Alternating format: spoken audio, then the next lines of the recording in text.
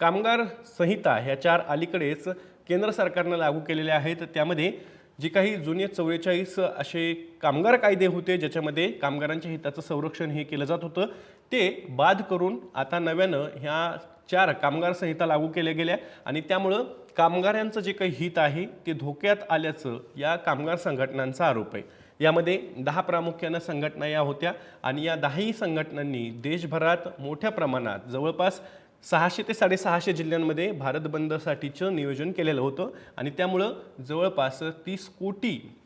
जे काही कामगार आहेत किंवा शेतमजूर आहेत, शेतकरी आहेत, ते या भारत बंदमध्ये सहभागी होतील अशा प्रकारचा दावाही या कामगार संघटनांनी आज केल्याचं पाहायला मिळालं। आता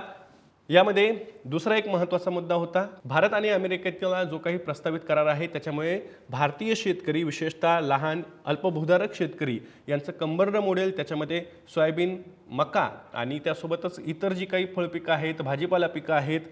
कापूस आहे, या सगळ्या शेतकऱ्यांना मोठ्या प्रमाणात धोका निर्माण होईल अशा प्रकारची भीती ही शेतकऱ्यांच्या मनात आहे आणि याच पार्श्वभूमीवरती